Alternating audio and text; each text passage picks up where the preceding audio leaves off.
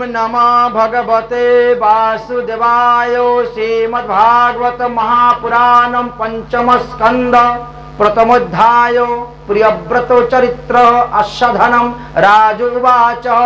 प्रियव्रतो महाभाग आत्मा राम कथं मुने गृहरतं रतं जुष्मानं कर्मबन्धनं भवा पराभवः।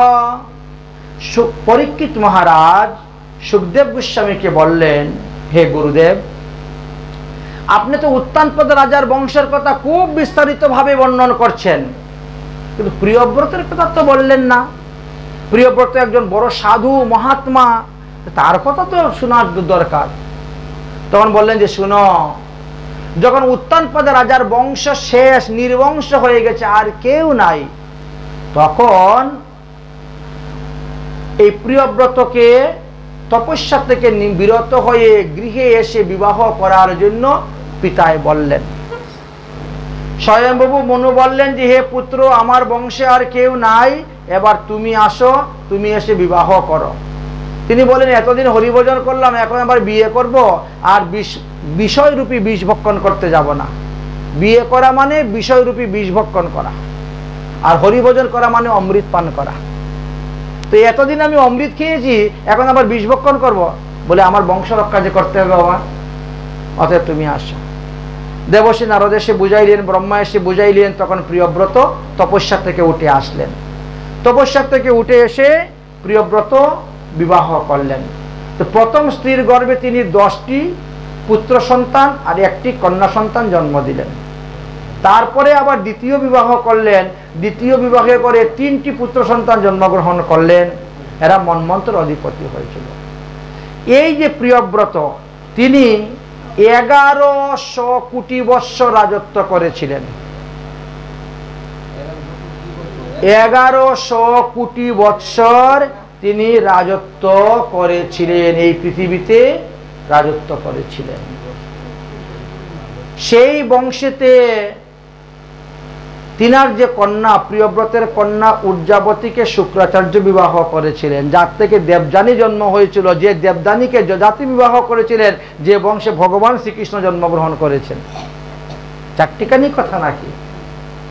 যাই হোক, এই যে প্রিয়ব্রত, প্রিয়ব্রতের বংশতে অগ্নিহোত্র আদি বহু রাজগণ জন্মগ্রহণ করেছিলেন। সেই বংশেতে এসে নাভি নামক রাজা জন্মগ্রহণ করেছিলেন। নাভির পুত্র হলেন ঋষভদেব, জন্মগ্রহণ করেছিলেন। এবং ঋষভদেবের 100টি পুত্র ছিল। তার মধ্যে সবথেকে বড় পুত্রের নাম ছিল ভরত। ঋষভদেব বলছিলেন সব পুত্রদেরকে, এই তোমরা সবাই ভরতের কথা মেনে চলবে। সেই সময় একবার পৃথিবীতে বৃষ্টি বন্ধ হয়ে গিয়েছিল। ঋষভদেব তখন এমন একটি যন্ত্র তৈরি করেছিলেন, যাকে যখন বলবেন তখনই বৃষ্টি হবে তার থেকে। এই জন্য এই আমাদের দেশের নাম ছিল অজনাভ বর্ষ।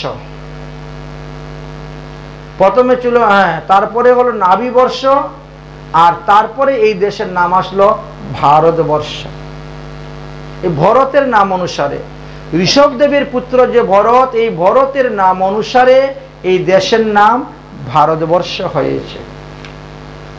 তো ঋষভদেবের তিনিও বহুকাল ভজন করেছেন। তিনি ভগবানের অংশ অবতার ছিলেন।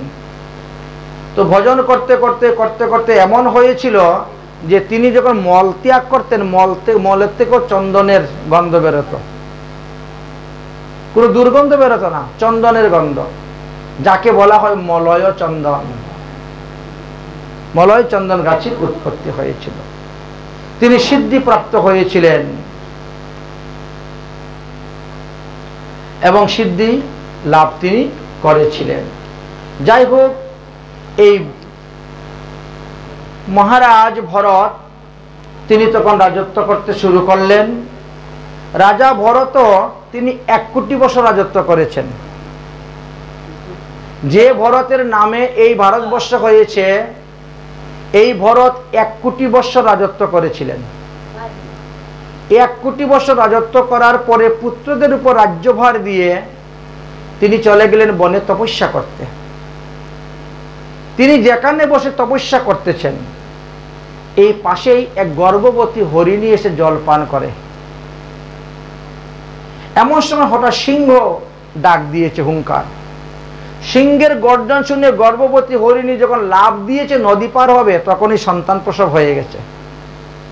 আর সন্তান প্রসব হয়ে নদীর জলের মধ্যে পড়ে গেছে, নদীর স্রোতের জলে ভেসে যাচ্ছে।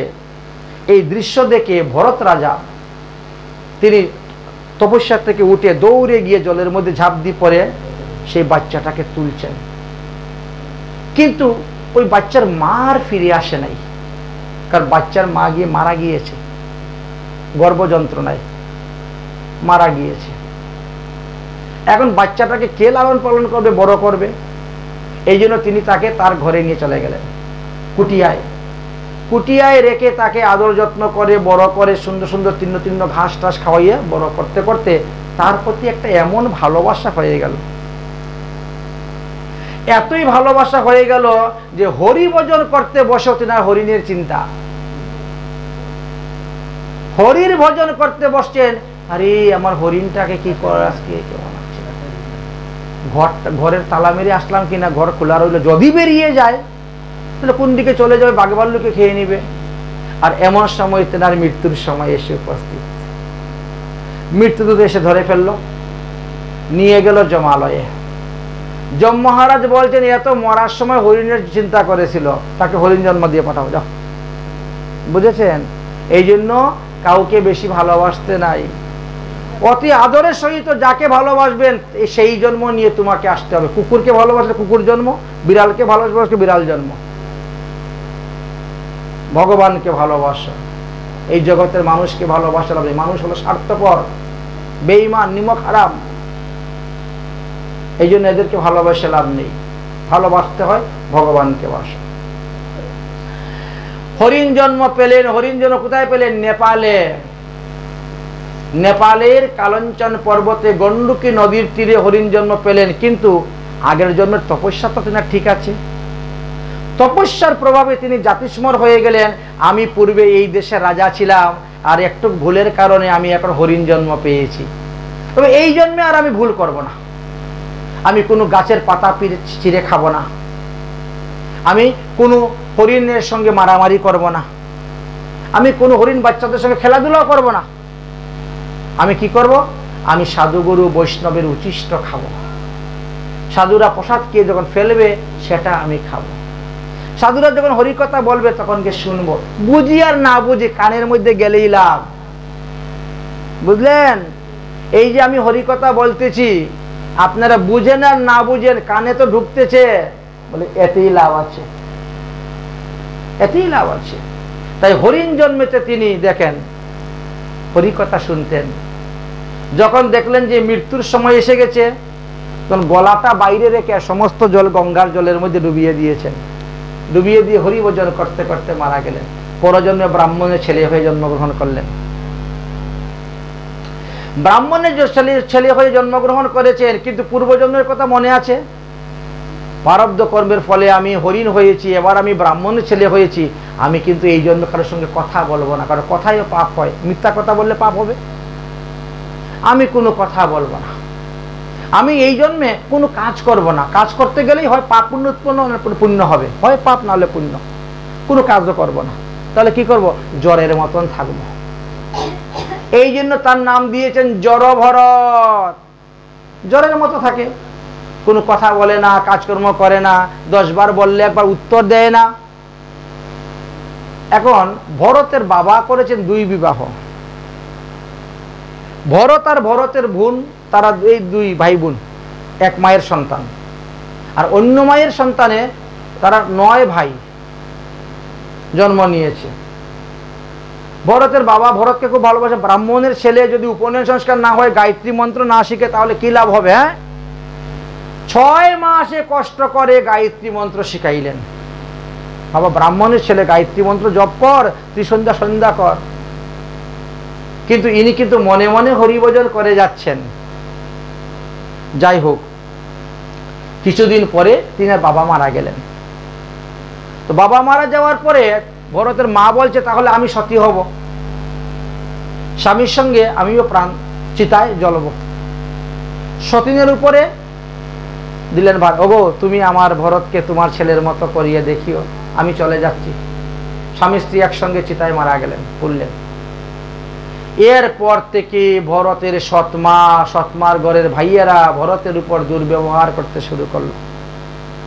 এরা সব ঘরের ভিতরে বসে পাঙ্কার হাওয়া খায় আর ভরতকে দিয়ে কাজ করায়। ভরত চিন্তা করলো আমি কাজ করবো আর তোমরা বসে বসে খাবে আর কর্মের ফল আমাকে ভোগ করতে হবে, তো আমি উল্টা পাল্টা কাজ করবো।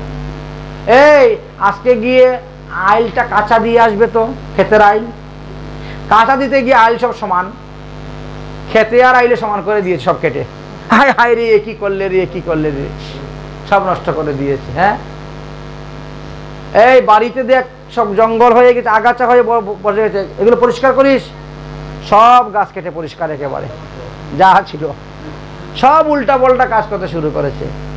এর জন্য মাইরও খায়, তারা এসে মারেও, একে দিয়ে কোনো কাজ করাবে না, একে ভাত দিও না, এই জন্য পচা বাসি গান্ধা জিনিস তারে খেতে দেয়, তাই সে অমৃতের মতো খেয়ে নেয়, ভগবানকে নিবেদন করে খেয়ে নেয়। একবার বলছেন এই ধান পেকেছে, ধান মাঠের মধ্যে, বাড়িতে থাকতে হবে না, ওখানে ধান পাহারা দে, শুয়োরে এসে ধান খেয়ে নেয়, গরু এসে ধান খেয়ে নেয়, পাখিরা ধান খেয়ে ধান পাহারা দিবে, আমরা 3 বেলা তোর খাবার মাঠে পৌঁছাই দিব, মাঠে থাকো। জোর বড় চলে গেছে মাঠে, আম গাছের নিচে বসে আছে, ধান পাহারা দিচ্ছে, দেখে ঝাঁকে ঝাঁকে পাখিরা এসে বসতেছে, ধান খাচ্ছে। আহারে, আমরা তো হাত পা আছে, কাজকর্ম করতে পারি, পাখিরা তো কিছু করতে পারে না, খা খা। अरे राम जी का चिड़िया राम जी का खेत, खा रे चिड़िया भर भर पेट खा। बुझेन तो हिंदी, बस खा पेट भरे। এখন সৎমার ঘরের ভাই খাবার নিয়ে আসছে, এসে দেখে এরে তুই বসে আছিস আর পাখিরা সব ধান খেয়ে যাচ্ছে, এ দিয়েছে মায়ের ভাত, বাড়ির থেকে বেরো। বাড়ি থেকে বেরিয়ে কাঁদতে কাঁদতে যাচ্ছে, রাতের অন্ধকারে একদল ডাকাইতে পেয়েছে, ডাকাইতে পেয়ে জড়ভরতকে 2 হাত ধরে বন্দি করে নিয়ে চলে গেছে মা কালীর কাছে বলি দিবে। ভরত মনে মনে চিন্তা করে, ওরে বাবারে, আমি তো যখন রাজা ছিলাম কোনো মানুষকে বলি দিই নাই, শাস্তি দিয়েছি, কেউ চুরি করলে তার হাত কেটে দিয়েছি বা তাকে ফাঁসি দিয়েছি, শুলে চড়িয়েছি, কারাগারে 12 বছরের জন্য জেল দিয়েছি, কিন্তু এটা তো শাস্ত্রে লিখেই আছে, রাজার শাস্তি দিলে রাজার দোষ হয় না। এই যে লোকে অপরাধ করে এবং আইনের মাধ্যমে যে শাস্তি দেওয়া হয়, এতে রাজার কোনো অপরাধ হয় না, এই পাপ রাজা ভোগ করতে হবে না। কিন্তু আমি কোন জন্মে পাপ করেছি যে এখন বলি দিতে হবে, মা কালীর সামনে আমাকে বলি দিবে? ও মা কালী, আমি তো 2 জন্মের কথা তো মনে আছে আমার, এই 2 জন্মের মধ্যে তো আমি এমন কোনো পাপ করি নাই যে মা কালীর কাছে আমাকে বলি দিতে হবে। তিনি মা কালীকে অনুরোধ করছেন, আর মা কালী দেখছেন এই বেচারা বড় কৃষ্ণ ভক্ত, আর কৃষ্ণ ভক্তকে আমার কাছে বলি দিবে, এটা তো মা কালী সহ্য করতে পারেন। কোনো দেবদেবী কোনো বৈষ্ণবের অপমান সহ্য করতে পারে না, জানো, কারণ দেবদেবীরা বৈষ্ণবকে প্রণাম করে, দেবদেবীরা বৈষ্ণবকে সম্মান দেয়, কোনো দেবদেবী বৈষ্ণবের অপমান সহ্য করতে পারে না। এখন মা কালী কি করলেন, যখনই এসেছে ভরতকে বলি দিবে, এমনি মা কালী মূর্তি থেকে প্রকট হয়ে গেছেন। প্রকট হয়েই পশুরগুলা, এই ডাকাইতগুলাকে কাটতে শুরু করেছেন, ডাকাইতের মাথা দিয়ে ফুটবল খেলা শুরু করে দিয়েছেন, ভরতকে ছেড়ে দিয়েছেন। যা, চিন্তা করতে পারছেন? ভরত বেরিয়ে চলে আসছে, যাচ্ছে যাচ্ছে, এমন সময় সিন্ধু দেশের রাজা রহুগণ, তিনি যাবেন কপিল ভগবানের কাছে দীক্ষা নেওয়ার জন্য। 4 জন লোক পালকিতে করে ওনাকে নিয়ে যাচ্ছে, তার মধ্যে একজন লোকের অসুস্থ হয়ে গেছে, জ্বর হয়ে গেছে, সে পালকি চালাতে পারছে না। রাজা বলতে, যাও যাকে সামনে পাবে ধরে নিয়ে আসো। এবারে সে তাকেই পেয়ে গেছে। দেখো কপাল, দেখেছেন কপাল কাকে বলে? এত হরিভজন করা সত্ত্বেও, এই চলো পালকি বহন করতে হবে। জড় বড় চিন্তা করলো, আমিও তো রাজা ছিলাম যখন কত লোকে পালকিতে করে ঘুরে বেরিয়েছি, কতজনে আমাকে পালকি করে কাঁধে করে নিয়েছে, যা তাহলে আমিও যদি কাঁধে করে নেই তাহলে আমারই প্রারব্ধ কর্মটা কেটে যাবে। এই জন্য কোনো কিছু না বলে পালকি বহন করতে শুরু করেছেন। কিন্তু তিনার কথা হলো, আমি যে পালকি বহন করব আমার পায়ের নিচে যেন কোনো পিঁপড়া পড়ে না মরে। এই জন্য তিনি কেউ পিপিলিকা দেখলেই লাভ দেন। আর পালকিটা তো কাঠের, চারজন সমান তালে না হাঁটলে রাজার মাথার মধ্যে গিয়ে কাঠের আঘাত লেগে যায়। উফ, কেরে উল্টা পাল্টা হাঁটতেছে রে, আমার মাথার মধ্যে খুব ব্যথা লাগতেছে। মহারাজ, যে নতুন এক ব্যক্তি আনছি ওই ব্যক্তি উল্টা পাল্টা হাঁটে, এই জন্য আপনার মাথায় ব্যথা লাগবে। এই তুই উল্টা পাল্টা হাঁটছিস কেন? তুই জানিস আমি কে? আমি সিন্ধু দেশের রাজা রহুগণ, এই রাজত্বটা আমার। আমি ইচ্ছা করলে তোকে পিঠে এখন পিঠের ছাল তুলে নিতে পারবো, আমি ইচ্ছা করলে তোকে এখন শুলে চড়াতে পারবো, ইচ্ছা করলে এখন তোকে ফাঁসি দিতে পারি, প্রাণদণ্ড দিতে পারি। তোর প্রাণের ভয় নাই? উল্টা পাল্টা হাঁটবি, ঠিকভাবে হাঁট। তুই জানিস আমি কে? জড়ভরত মনে মনে বলছে, সর্বনাশ, এত অহংকার রাজার, এত অভিমান, আর এত অহংকার অভিমান নিয়ে তিনি যাচ্ছেন কপিল ভগবানের কাছে দীক্ষা নেওয়ার জন্য। কপিল ভগবান তো তাকে দীক্ষা দিবে না, বরং কপিল ভগবান আমাকে আর উল্টা গালি দিবে। এই জড়ভরত, তোর মতো সাধুর সঙ্গ করলো, তুই তাকে কাঁধে করে আমার কাছে নিয়ে আসলে, তুই তাকে পাত্র বানাইতে পারলি না। সাধুদের কাজ হলো অপাত্রকে পাত্র বানানো, অবৈষ্ণবকে বৈষ্ণব বানানো, ও ব্রাহ্মণকে ব্রাহ্মণ বানানো, ও গুসাইকে গুসাই বানানো। এটা সাধুর কাজ। না হলে গুসাই হয়ে যাবে কসাই। কসাই কেন? যারা মাছ মাংস খায়, পাঠা কষি বলি দেয়, তার আর গুসাই থাকেন না। গু মানে ইন্দ্রিয়, ইন্দ্রিয়ের স্বামী যে তিনি হলো গুৎস্বামী। জিহ্বারটা ইন্দ্রিয় না?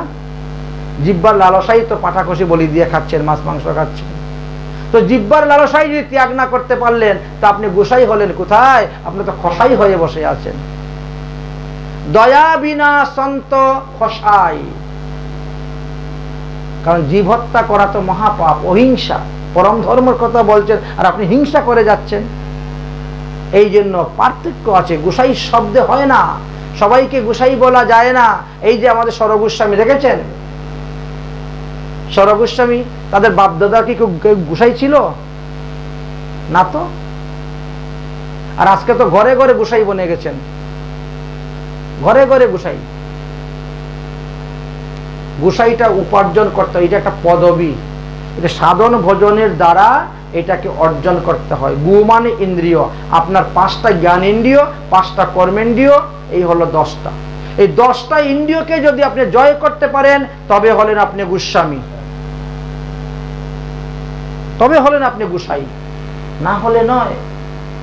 তো ভগবান কপিল দেব তখন বলবে, এই জড়ভরত, তুমি এই রাজাকে কাঁধে করে নিয়ে আসলে, রাজার সঙ্গে তুমি কথা বললে, তুমি যখন দেখলে এই রাজা অহংকারী অভিমানী, তা তুমি তাকে পাত্র বানাইতে পারলে না এতদিন ধরে উপদেশ দিয়ে।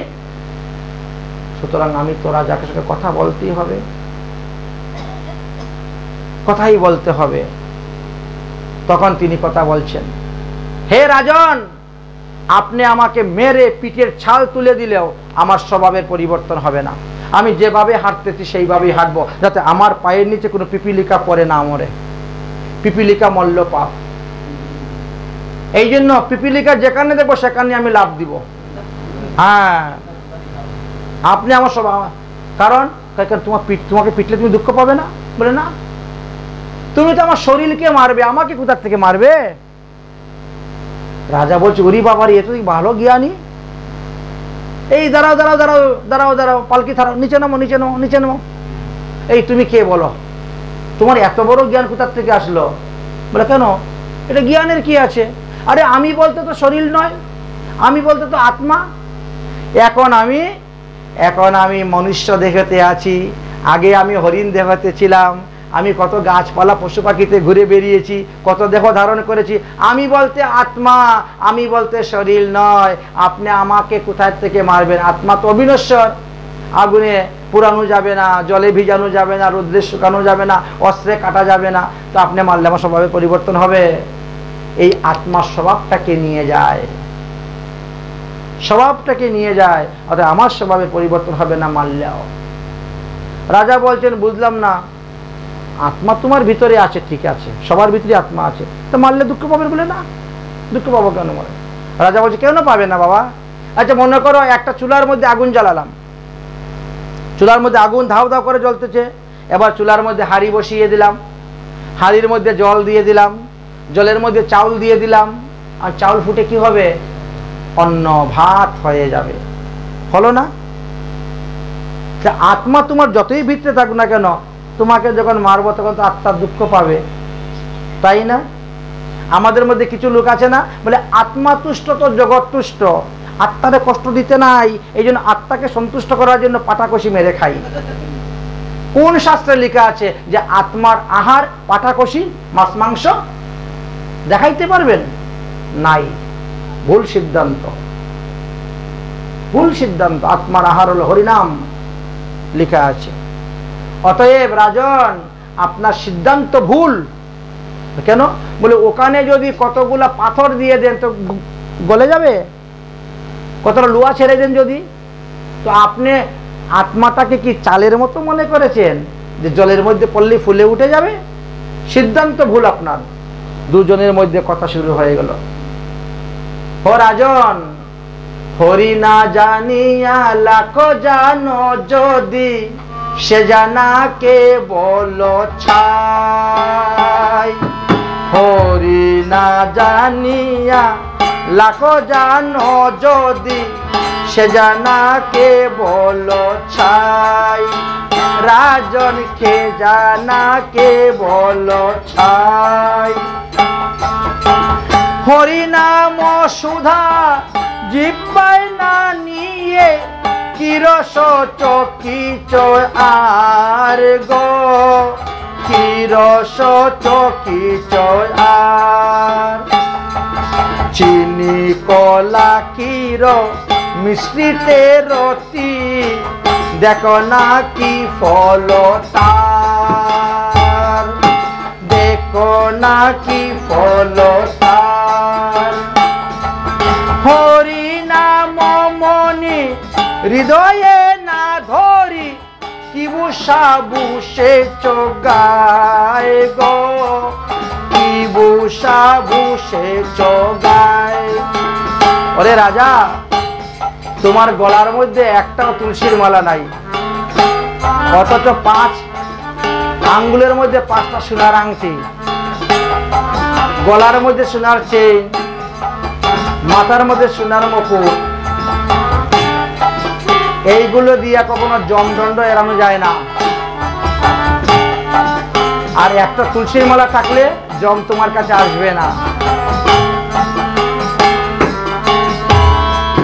রাজন, সোনায় রূপায় জরিয়া থাকিলে, জমে কি ছাড়িবে তাই। সোনায় রূপায় জরিয়া থাকিলে, জমে কি ছাড়িবে তাই। তুমি ঘুরায় দুলায় চরিয়া পীর ধুলায়, ঘুরায় চরিয়া পীরে ধুলা না লাগিবে পায়, ধুলা না লাগিবে পায়। কিন্তু তোমার এই প্রাণ পাখি যখন বেরিয়ে যাবে, তখন তোমার এই দেহটা ধুলার মধ্যেই তো গড়াগড়ি দিবে।